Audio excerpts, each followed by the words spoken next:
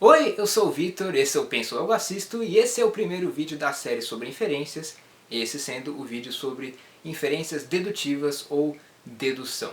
Se você não viu meu vídeo de chamada para essa minissérie de inferências, dá uma olhadinha aqui, ele é bem curtinho e explica mais ou menos o que vai rolar nos próximos vídeos. Muito do que vai ser discutido nesse e nos próximos vídeos suscita algumas discussões muito profundas, interessantes, mas às vezes muito técnicas. De modo que nesses vídeos aqui vou fazer um panorama mais geral e mais introdutório, certo?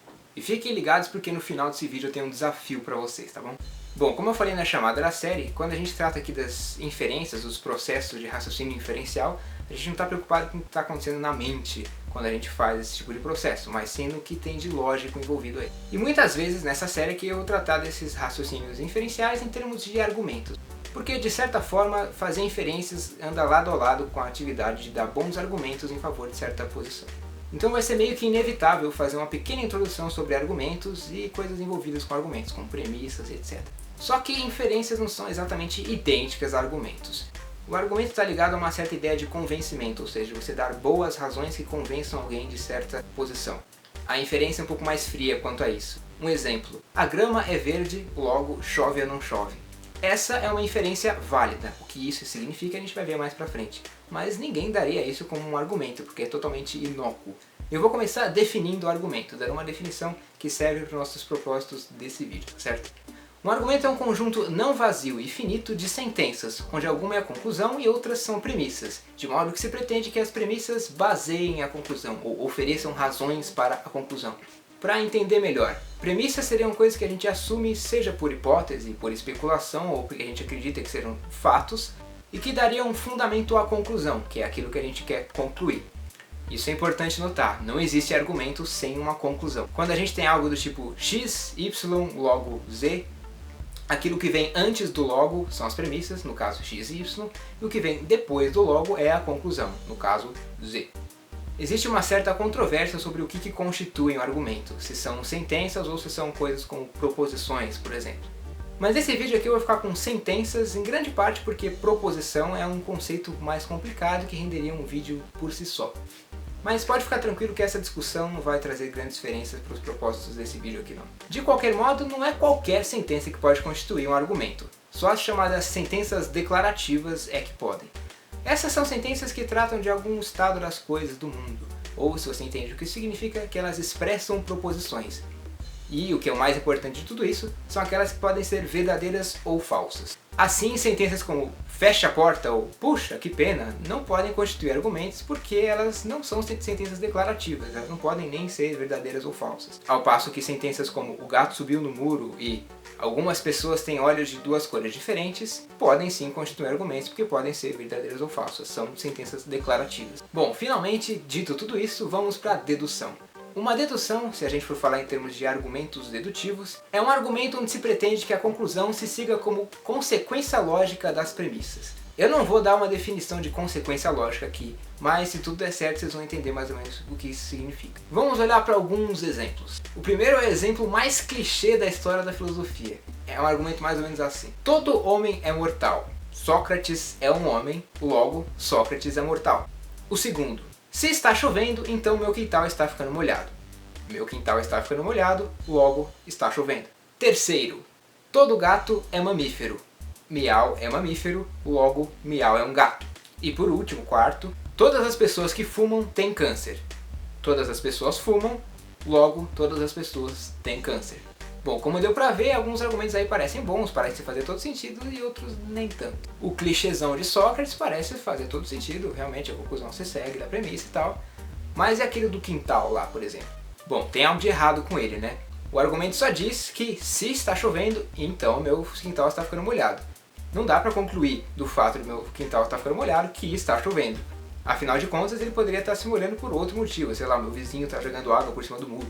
Bom, o que tem de certo no argumento do Sócrates e o que tem de errado nesse argumento do quintal, por exemplo, é que o primeiro é válido e o segundo não. E agora chegou a hora de explicar o que significa validade. Bom, existem definições bem formais de validade, mas a que eu vou dar aqui nos serve para os nossos propósitos. Um argumento é dito válido se não é possível que as suas premissas sejam verdadeiras e a conclusão falsa. Ou, dito de outra maneira, se não há nenhuma circunstância em que as premissas são verdadeiras e a conclusão falsa. Ou ainda, se Se as premissas forem verdadeiras, então a conclusão necessariamente será verdadeira também. O que eu quero dizer com possível aqui é possibilidade lógica.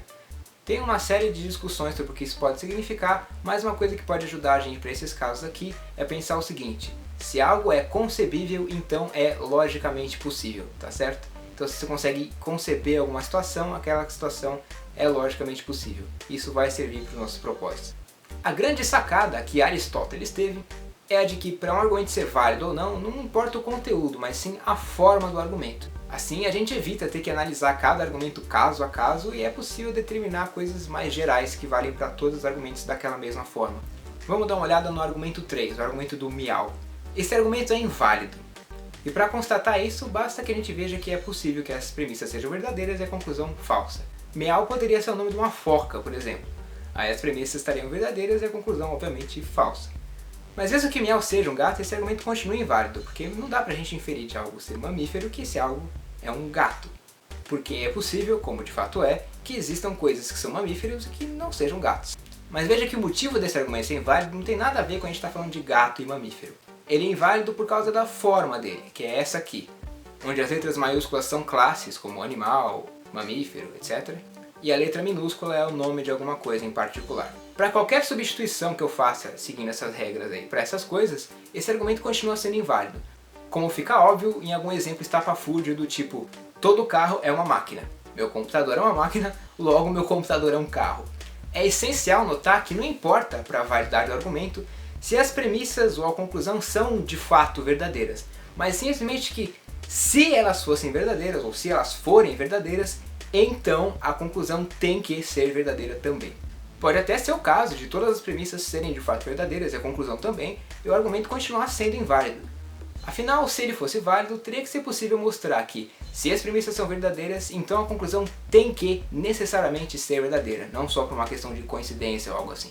Do mesmo jeito, pode ser o caso que o argumento tenha todas as premissas e a conclusão falsas e ainda assim seja válido. O nosso exemplo 4 é um exemplo disso. Todas as premissas e a conclusão são falsas, mas ele é válido, porque se as premissas fossem verdadeiras, a conclusão teria que ser verdadeira também. Um conceito que ajuda a desfazer essa confusão entre o argumento ser válido e as premissas serem verdadeiras é o conceito de solidez, e é muito simples.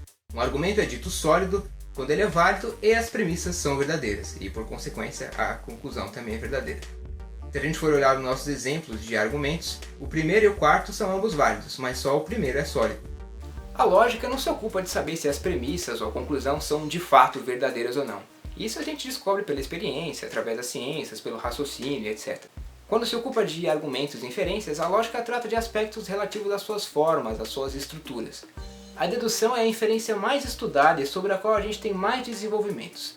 O seu caráter rigoroso de garantir necessariamente a verdade da conclusão se as premissas forem verdadeiras e o argumento válido faz com que ela seja de grande interesse para filósofos e matemáticos, por exemplo. Grande parte dos argumentos apresentados por filósofos são argumentos dedutivos, e o mínimo que se costuma esperar é que esses argumentos que sejam apresentados sejam válidos. E na maioria dos casos isso realmente se verifica, de modo que a discussão não recai sobre se o argumento é válido ou não, mas sim sobre se as premissas são verdadeiras ou não, ou se a gente deveria aceitar tal premissa ou não, etc. Um exemplo de um argumento filosófico dedutivamente válido é o seguinte: premissa 1. Ou o determinismo é verdadeiro ou o indeterminismo é verdadeiro. Premissa 2. Se o determinismo for verdadeiro, nós não temos livre-arbítrio. Premissa 3. Se o indeterminismo for verdadeiro, nós também não temos livre-arbítrio. Conclusão: nós não temos livre-arbítrio. Esse argumento é válido, mas muita gente discorda que ele seja sólido, de modo que elas têm que rejeitar pelo menos uma das premissas. Tem algumas outras qualidades de argumentos que não dizem respeito exatamente à lógica, como a cogência, que eu não vou tratar nesse vídeo aqui e talvez trate em um vídeo sobre argumentos de modo geral. Por mais que a dedução tenha todo esse rigor que a torna bem importante em diversos aspectos, ela tem algumas outras características que fazem com que ela não seja tão adequada assim para outros fins.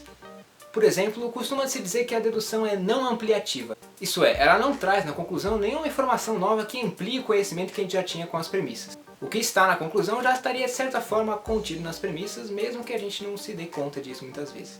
Muitas vezes a gente quer fazer alguma inferência que amplie o nosso conhecimento, que nos traga algo genuinamente novo. Além disso, nem sempre a gente quer concluir algo que seja assim tão forte quanto é no caso da dedução, algo que fosse uma consequência lógica ou necessariamente seguisse das premissas. Quando a gente quer fazer previsões sobre fenômenos naturais, por exemplo, a gente quer tanto algo que seja ampliativo, que traga informações genuinamente novas, quanto algo que não seria uma consequência necessária das nossas premissas. Para esses casos, a dedução não servirá, e a gente vai ter que lançar a mão de outros tipos de inferência, mesmo que a gente tenha que pagar um certo preço para isso. As próximas inferências que a gente vai cobrir nos vídeos são, respectivamente, indução e a abdução. Antes de você ir embora, tem um pequeno desafio que eu comentei no começo do vídeo para fazer para vocês. O desafio é o seguinte, e vocês me respondem nos comentários. Vocês têm que me dizer se o seguinte argumento é válido, inválido ou não cabe esse tipo de classificação. Premissa 1. Dolinho é seu amiguinho. Premissa 2. Dolinho não é seu amiguinho. Conclusão. Porcos sabem pilotar aviões. E aí? Comenta aí o que você acha que é e no próximo vídeo eu dou a resposta. Não perca os próximos vídeos então. Se você não é inscrito, por favor se inscreva e até a próxima.